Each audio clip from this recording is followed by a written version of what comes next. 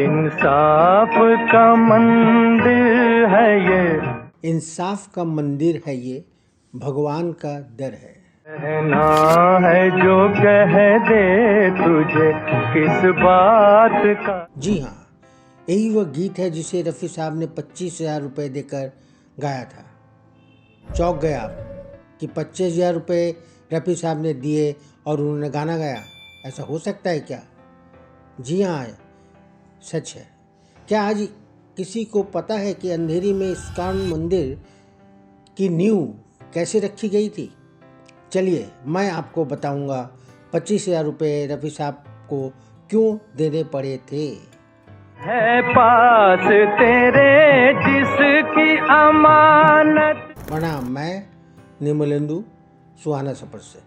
शुरू करने से पहले मेरी आप लोगों से गुजारिश है कि आप इस चैनल को सब्सक्राइब कर लें। यदि सब्सक्राइब नहीं किया है तो कोई बात नहीं, और साथ ही लाइक और शेयर भी कर दें। आज की युवा पीढ़ी को इस बात का इल्म ही नहीं कि रफ़ी साहब क्या थे। नहीं पता किसी को कि उन्हें मसीहा क्यों कहा जाता है। तो चलिए हम आपको बताते हैं कि उन्हें मसीहा क्यों कहा जाता है। हम आज जूहू स्थित इस्कॉन मंदिर की बात करने जा रहे हैं।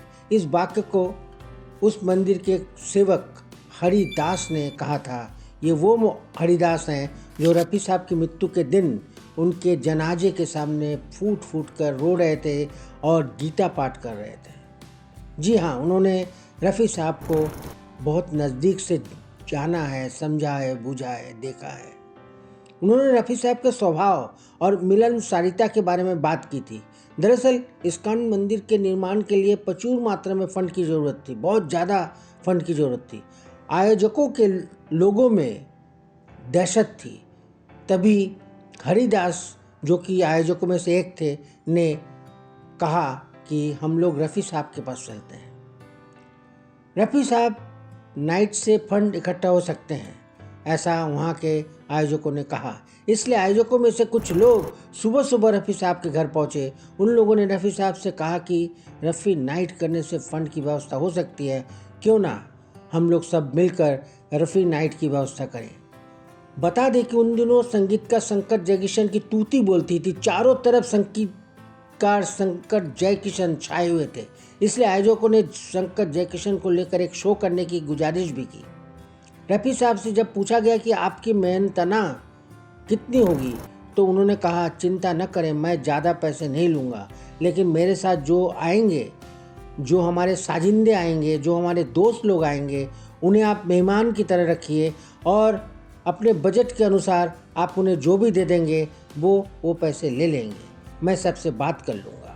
उसी क्षण रफ़ी साहब ने शंकर जयकिशन, हेमंत कुमार और तलत महमूद को फ़ोन किया। हम आपको बता दें कि इन तीनों में बहुत गहरी छंती थी, बहुत अच्छी दोस्ती थी।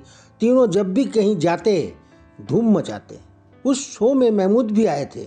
जानते हैं उस शो की शुरुआत किस गीत से हुई थी? आप शायद नहीं जानते, या कुछ लोग जो बड़े बुजुर्ग हैं उनको पता होगा कि इसी गीत से इंसाफ का मंदिर है ये, भगवान का घर है, उस शो की शुरुआत हुई थी। रफ़ी शंकर जयकिशन नाइट की चर्चा 1975 में खूब और खूब हुई। टाइम्स मतलब टाइम्स ऑफ इंडिया ने आधे पेज का आर्टिकल छापा था। दूसरे दिन जब आयोजक कृष्ण भक्त हरिदास के साथ रफ़ी साहब के घर पहुंचे और कहा कि शो बहुत बेहतरीन हुआ है, शो सक्सेस है, सभी कलाकारों को पारिश्रमिक दे दिए जाएं, तो रफ़ी साहब बहुत खुश हुए। उन्होंने नहीं पूछा किसी से कि किसको कितना दिया गया है। तब रफ़ी साहब से पूछा गया कि आप अपना मेहनताना बताइए। तो रफ़ी साहब ने कहा, पहले बताइए कि फ़ंड कितना इकट्ठा हुआ है।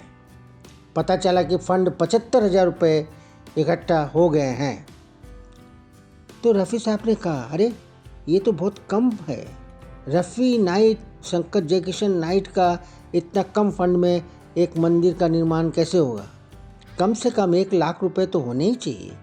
तो उन्होंने झट से अपने साले साहब को बुलाया, जो कि उनके सेक्रेटरी भी थे। उनसे कहा कि 25,000 का चेक इन्हें दे दें।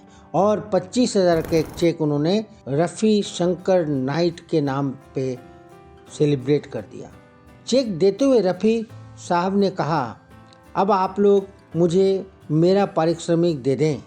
आयोजकों ने पूछा कि आपकी पारिश्रमिक क्या है? रफ़ी साहब ने फुसफुसाते हुए मंद मंद मुस्कुराया और चुप हो गए। तो किसी ने पूछा कि आप चुप क्यों हो गए? तो रफ़ी साहब ने कहा, एक आना दे दीजिए, चलेगा, मेरा बस मेहनताना उतना ही है। आयोजकों में से सब ने रफ़ी साहब को गले लगा लिया और ये देखकर कि अति विनम्र, अति संवेदनशील, अति भद्र एक इंसान उनके सामने बैठे हुए हैं, एक फरिश्तानुमा इंसान उनके सामने बैठे हुए हैं, वो लोग समझ नहीं पाए कि इनको कैसे नमन करें। सभी ने रफ़ी साहब को गले से लगा लिया। बुरा मत मानिए, एक बात आपको कह दें, रफ़ी साहब मुस्लिम थे, लेकिन उन्होंने कभी भी इस बात का भेदभाव नहीं किया कि हिंदू है, कौन मुस्लिम है, कौन सिख है, कौन ईसाई है। उन्होंने हर गाने को बहुत बेहतरीन ढंग से गाया है। उनके घर जो भी लोग आए, उनसे जिन्होंने भी मदद मांगी, उन्होंने उनकी मदद की। यही रफ़ी साहब की फितरत थी और इसीलिए ये गाना आज भी अमर है। तो हिंदू बनेगा ना मुसलमान बनेगा, इंसान की औलाद है। इंसान बनेगा तो हिंदू बनेगा न मुसलमान। वो भी इंसान की औलाद थे और इंसान ही थे, एक फरिश्ता थे। प्रणाम, मैं निर्मलेंदु। अगर आपको ये वीडियो पसंद आया हो तो आप कृपया शेयर करें और सब्सक्राइब भी करें अगर आपने सब्सक्राइब नहीं किया हो, और कमेंट करने की इच्छा हो तो एक बार कमेंट भी कर दें। धन्यवाद।